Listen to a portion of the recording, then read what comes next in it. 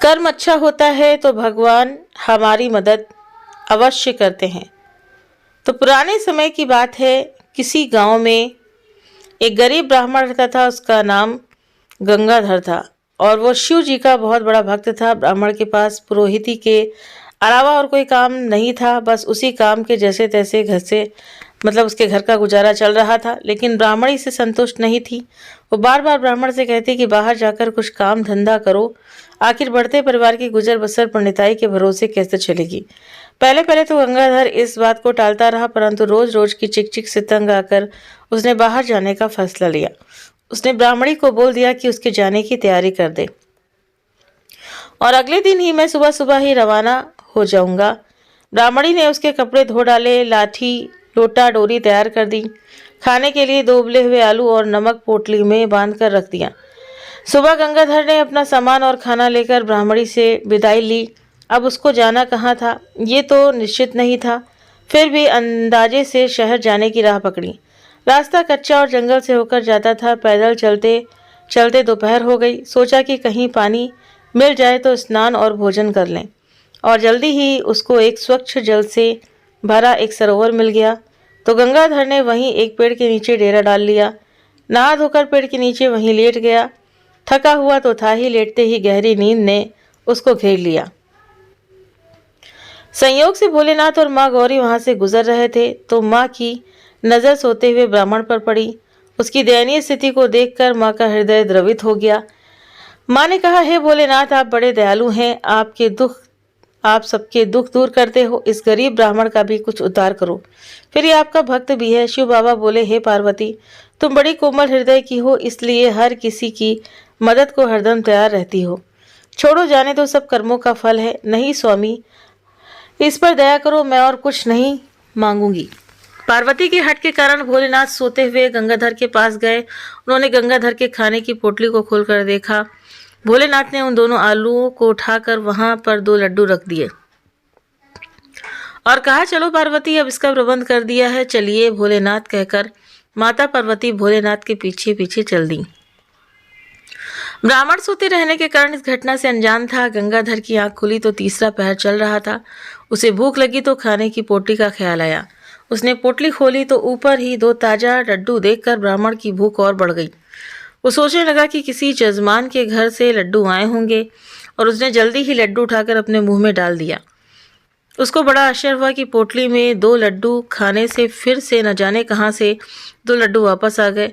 अब तक वो 10 लड्डू पर हाथ साफ कर चुका था, लेकिन पोटली में अभी 2 लड्डू बकाया थे। उसने और सोचना बंद कर दिया। पोटली और सामान उठाकर वापस घर की ओर दौड़ पड़ा। रात का पहला पहर खत्म होने से पहले ही वो घर की चौखट पर था। ब्राह्मणी ने उसे देखते ही कोसना शुरू कर दिया। नास पीटे को कितना समझाकर घर से बाहर निकाला था, लेकिन ये वही ढाक के 3 बात लौट आया। धन्ना सेठ। गंगाधर अंदर घुसते हुए कहने लगे, भगवान, मेरी भी सुनोगी या अपनी ही आंकती रहोगी?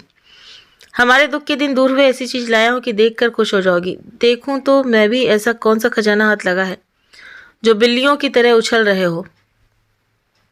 ब्राह्मणी ने पानी दिया। पानी पीते ही उसने पोटली खोली। ब्राह्मणी कभी लड्डू देखती है तो कभी गंगाधर को, कि आखिर ये कुछ क्या पहेली है। ब्राह्मण ने खुशी से कहा, लो लड्डू खाओ। ब्राह्मणी ने लड्डू खाए तो ऐसा स्वादिष्ट लगा कि क्या कहना। उसने एक के बाद एक 4 लड्डू खाए। पोटली में 2 लड्डू खत्म ही नहीं होते थे। बच्चों ने भी डट कर लड्डू खाए। लड्डू भी ऐसे थे कि उन्हें खाने के बाद कुछ और खाने की इच्छा ही नहीं रहती थी। गंगाधर ने जंगल की सारी घटना के बारे में अपनी पत्नी को बताया। ब्राह्मणी ने उसे बताया, उसने तो पोटली में 2 उबले आलू रखे थे, तो ये लड्डू किसने रखे? भोलेनाथ की अनुकंपा समझकर बात समाप्त की। अब गंगाधर ने पत्नी से सलाह कर घर के बाहर गंगाधर हलवाई के स्पेशल लड्डू का बोर्ड टांग दिया। गांव से 1-2 दिन ऑर्डर आए तो उसने तुरंत पूरे कर दिए। जो गंगाधर के लड्डू खाता तो वो तारीफ किए बिना नहीं रह पाता। गंगाधर ने अपनी पोटली को अंदर रखा था और इस राज को छुपाए रखा था।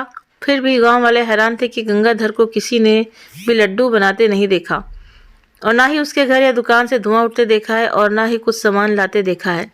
अब उसकी आर्थिक स्थिति अच्छी हो गई तो उसने अच्छा मकान भी बनवा लिया। कहीं आने जाने के लिए एक घोड़ी भी रख ली। पत्नी को गहने भी ला दिए। पत्नी की सलाह पर उसने राजा के दरबार में भी आना जाना शुरू कर दिया। पर वो कहावत है ना, माया तेरे 3 नाम, परशा, परशु, परशुराम। जब आदमी बड़ा बन जाता है तो उसके दुश्मन भी कई बन जाते हैं। गांव में जो लोग उसकी तरक्की से जलते थे वे लोग राज दरबार तक उसकी चुगली करने पहुंच गए थे। किसी दुश्मन ने उसकी पोटली वाले राज को जान लिया था और ये बात राजा के कानों तक पहुंच गई। राजा को बताया गया कि ऐसी अनमोल चीज तो राजा के पास होनी चाहिए। एक तुच्छ ब्राह्मण को इससे क्या काम। राजा ने सोचा उसका इतना बड़ा महल है, रोज भंडारे चलते हैं, फौज पलटन है, तो ये लड्डू की पोटली तो राजा की रसोई में होनी चाहिए। राजा ने तुरंत अपने सिपाहियों को भेजकर गंगाधर को राज दरबार में उपस्थित होने के लिए कहा। गंगाधर राज दरबार में उपस्थित हुआ तो राजा ने पोटली की मांग रख दी। गंगाधर ने पहले तो नानुकुर की, लेकिन राज आज्ञा का उल्लंघन करना एक असहाय ब्राह्मण के वश में नहीं था। मन मारकर पोटली को राजा के हवाले कर दिया। उसे पता था अन्यथा राजा बल का प्रयोग करेगा। गंगाधर राज भी जल्दी ही गंगाधर बन गए थे। कोई और काम करने लायक तो था नहीं। वो जो थोड़ी बहुत जमा पूंजी थी वो भी खर्च हो गई, क्योंकि अब उसकी पत्नी और बच्चों की जीवन शैली भी खर्चीली हो चुकी थी। उसे अपनी पत्नी की सलाह पर राजा से मित्रता करने पर अपनी मूर्खता का बोध हो रहा था। उसकी पत्नी भी गमगीन रहने लगी। उसके विरोध भी अब चटकारे लेकर उसकी बेइज्जती करने से नहीं चूकते थे। उसकी पत्नी ने फिर दोबारा उसी स्थान पर जाकर भोलेनाथ की कृपा का आशीर्वाद लेने को उत्साहित किया। ब्राह्मणी ने यथा पूर्व की तैयारी कर दी। गंगाधर ब्राह्मण प्रातःकाल अपनी यात्रा पर निकल पड़ा और दोपहर होते होते उसी सरोवर के किनारे पहुंच गया जहां 2 वर्ष पहले उसे भोलेनाथ का वरदान मिला था। वो पेड़ की छाया में लेट गया। शीघ्र ही उसे गहरी नींद आ गई। अब इसे सुखद संयोग ही कहेंगे कि पहले की भांति शिव पार्वती घूमते हुए वहां से निकले। माता पार्वती की नज़र गंगाधर पर पड़ी तो उसे कुछ याद आया। माता ने तुरंत भोलेनाथ को टोका, क्यों भोलेनाथ, आपको याद होगा हम 2 वर्ष पूर्व यहाँ से गुजरे थे और ये वही ब्राह्मण है जिसकी आपने सहायता की थी। परंतु ये तो वैसा ही फटे हाल दिख रहा है। चलो भोलेनाथ इसका हाल जानते हैं। माता पार्वती भोलेनाथ का हाथ पकड़ते हुए आग्रह पूर्वक भोलेनाथ को गंगाधर के पास ले गए। भोलेनाथ तो सर्वज्ञ थे। उनको मालूम था कि गंगाधर की पोटली कहाँ गई। भोलेनाथ ने अब उसकी पोटली में 2 लड्डू ना रखकर 2 ईंटें रख दी और पोटली को बंद कर दिया। पार्वती ने पूछा तो कुछ नहीं, लेकिन भोलेनाथ के इस काम से वो हैरान जरूर थी। 2 घड़ी बाद गंगाधर की आंख खुली। उसने शीघ्र ही सरोवर में स्नान किया। गंगाधर ने भोलेनाथ का नाम लेते हुए पोटली खोली। ये क्या हुआ? पोटली में से एक ईंट जोर से निकली और गंगाधर के माथे पर जोर से लगी। उसकी आंखों के आगे तारे नाचने लगे और वो अचेत होकर गिर पड़ा। लगभग आधे घंटे बाद उसको होश आया तो देखा माथे पर बड़ा सा गुम्मट निकल आया था और आंख नीली पड़ गई थी। उसको मन ही मन भोलेनाथ की इस कृपा पर हंसी और क्रोध दोनों आ रहा था। अब वो सोचने और समझने की अवस्था में नहीं था। उसने देखा कि पोटली में अभी भी 2 ईंटें थीं। एक ईंट उसको जो लगी थी वो बाहर पड़ी थी। उसको इसमें भी भोलेनाथ की कृपा नजर आई। उसने ईंटों समेत सामान लिया और घर की राह पकड़ी। आधी रात को गंगाधर अपने घर पहुंचा। गंगाधर की पत्नी उसका इंतजार ही कर रही थी। ब्राह्मण की खस्ता हालत देखकर उसको सदमा सा लगा। वो बहुत दुखी और थका हुआ था। ब्राह्मणी को शंका थी कि वो खाली हाथ लौटा है। गंगाधर ने भी पोटली के बारे में कुछ नहीं कहा। हाथ मुंह धोकर भोजन किया और सो गया। उधर ब्राह्मणी को पोटली देखे बिना चैन नहीं था। वो दबे पांव उठी और उसने धीरे से पोटली को खोला। पोटली के खुलते ही एक ईंट उसके माथे पर बजी। ब्राह्मणी की चीख निकल गई और वो हाय राम करते हुए पीछे हट गई। काफी देर बाद उसके होश ठिकाने आए। पोटली वो पहले ही बंद कर चुकी थी। खैर वो भी कराते कराते सो गई। सुबह दोनों उठे। दोनों ने एक दूसरे को देखा तो कहानी समझ में आ गई। ना किसी ने कुछ पूछा ना कुछ बताया। अब दिन में कुछ स्वस्थ होने पर गंगाधर ने अपने दिमाग के घोड़े दौड़ाए कि भोलेनाथ की इस कृपा का क्या उद्देश्य है। वो सोचने लगा कि भोलेनाथ ने 2 लड्डू ना देकर 2 ईंटें ही क्यों दी। वो पोटली को गांव से बाहर सुनसान जगह पर पहले ले गया। उसने भोलेनाथ का नाम लेकर पोटली का मुंह अपने से दूसरी ओर खोल दिया। वो आश्चर्यचकित था कि इस समय पोटली में से लगातार ईंटें तेजी से उल्टी दिशा में निकल रही थीं। उसने धीरे से पोटली का मुंह बंद कर दिया। पोटली में अभी भी 2 ईंटें थीं। अब उसे भोलेनाथ की कृपा का एहसास हो गया और इस लीला का उद्देश्य भी समझ में आ गया था। जो था युद्ध। हाँ, राजा से युद्ध करके अपनी पोटली वापस लेना। गंगाधर जी चुपके से पोटली लेकर वापस से घर आ गए। उसने राजा के पास एक संदेश भिजवाया कि राजा लड्डू वाली पोटली उसे वापस लौटा आए और उसे आधा राज्य भी दें, अन्यथा उससे युद्ध करें। राजा को उसका ये संदेशा बड़ा ही अटपटा और बकवास लगा।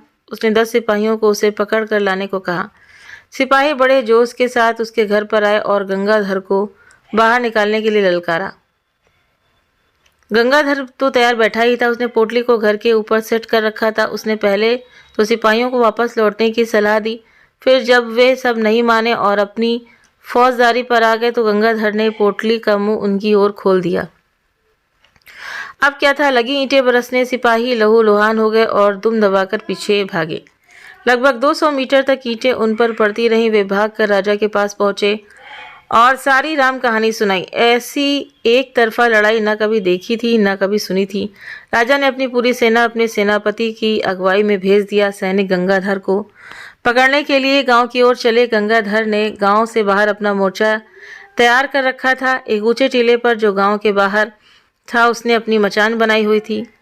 वो मचान पर पोटली लेकर चढ़ गया। जैसे ही सैनिक उसकी जगह पर आए उसने पोटली का मुंह उनकी ओर खोल दिया। अब सैनिकों के पास इस तरह के अस्त्र से लड़ने का कोई हथियार था नहीं। ईंटों की लगातार बरसात हो रही थी। तीर और भाले उसके सामने सब फेल हो गए थे। भयंकर चीख पुकार मची थी। सैनिक त्राहिमाम त्राहिमाम करते हुए पीछे हट गए। अब राजा के पास खबर पहुंची। राजा ने तुरंत मंडल की बैठक बुलाई और इस बला से निपटने की रणनीति पर चर्चा की। उसके कई वरिष्ठ मंत्री ब्राह्मण से संधि करने के पक्ष में थे। उनको पता था कि राजा ने पोटली बलपूर्वक ली थी और ब्राह्मण के साथ कोई दैवीय शक्ति थी।